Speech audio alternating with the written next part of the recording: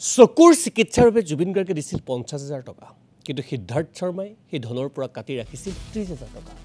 ৰোগীৰ পৰিয়ালক দিছিল মাত্ৰ ২০,০০০ টকা সিদ্ধাৰ্থ কৌশিক নামৰ এজন যুৱকে উত্থাপন কৰিছিল গুৰুতৰ এছআইটিত সিদ্ধাৰ্থ শৰ্মাৰ বিৰুদ্ধে সাক্ষ্য দিবলৈ ইচ্ছা প্ৰকাশ কৰিছে বহু ৰোগী শনিবাৰে এছআইটিৰ কাৰ্যালয়ত হাজিৰ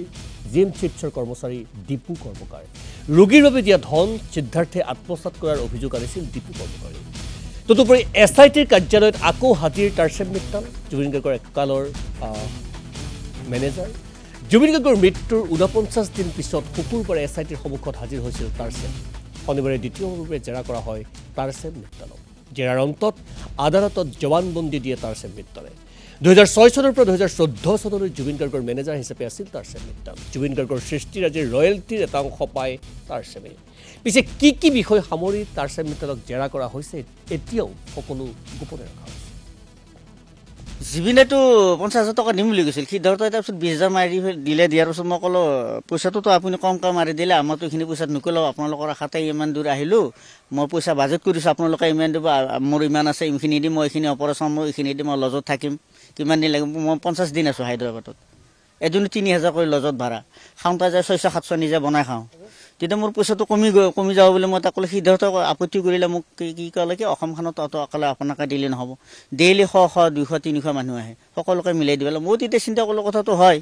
আৰু জুবিন দাক সেইকাৰণে উল্টাই মই ৰিপিট কৰি নুসুধিলোঁ আৰু মোক কিয় কমকৈ দিলি পইচাটো জুবিন দাৰ ওচৰত গ'লোঁ তাৰপিছত সিদ্ধাৰ্থ আছিল তাত জুবিন দাই ক'লে যে ইয়াত দেৰি কৰি থাকি লাভ নাই জল্দি তৎক্ষণাত চিকিৎসা কৰা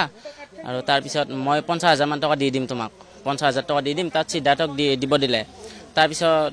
মই হায়দৰাবাদ যাব লগা হ'ল এই হায়দৰাবাদত চকু ট্ৰিটমেণ্ট কৰিব তাৰপিছত হায়দৰাবাদত যাওঁতে সিদ্ধাৰ্থে ২০,০০০ টকা মাৰি দিছে আৰু তাৰপিছত আহিছিলোঁ জুবিন দাৰ ওচৰত তাৰপিছত সিদ্ধাৰ্থে লগ কৰিব নিদিয়ে আৰু কয় শ্বুটিঙত আছে ৰেকৰ্ডিঙত আছে বাহিৰত গৈছে দাদা সেইবিলাক কয় আৰু কিমান দিনৰ পাছত সেই কথাখিনি আপোনালোকে ক'বলৈ আহিছিলে প্ৰায় এমাহমান হ'ব চিকিৎসা শেষ হোৱাৰ পিছত আহি পেলাই ঘৰত আহিছিলোঁ ঘৰত অহাৰ পিছত আকৌ গুৱাহাটী আহিছিলোঁ জুবিন দাক লগ কৰিব তাত নিদিলে আৰু জুবিন দাক লগ কৰিব 30% খাই আছিলে আগৰ পৰা মোৰ এইখন পইচাৰ প্ৰতি মেল নাই কাৰণ মানে মই পেচেণ্টটো চোৱাৰ দায়িত্ব মোৰ চোৱাৰ দায়িত্বত বাকী পেচেণ্টে পইচা আনাৰ পিছত মোক খালি কয় যে মই ১০,০০০ হৈছিলে ৩,০০০ কাটিলে ৭,০০০ দিলে ১৫,০০০ হ'লে বেলেগ কাটে এতিয়া এই পেচেণ্টটোৰে মানে এতিয়া এওঁ তাৰমানে টোটেলি এতিয়া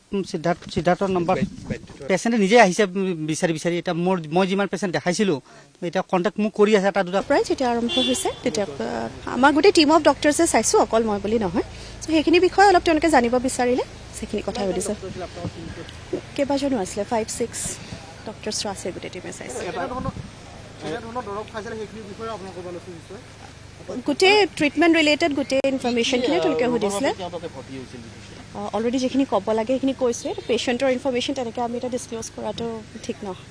সেইখিনিতো বাৰু জুবিন দাৰ গোটেই বিষয়খিনি জানেই বাৰু ৰাইজে গতিকে আমি এটাই কথা সুধিছোঁ যে যিখিনি মেডিচিন তাতে খোৱা যায় বা দৈনিক খায় সেইখিনি প্ৰেছক্ৰিপশ্যন আপোনালোকে তেওঁক হয় দিয়া হৈছিলে আমাৰ টিম অফ ডক্টৰ্ছে দিছিলে আমাৰ টিমত ৫-৬জন ডক্টৰ আছে গোটেই আৰু হেডেড বাই ডক্টৰ হিতেশ বৰুৱা ছাৰ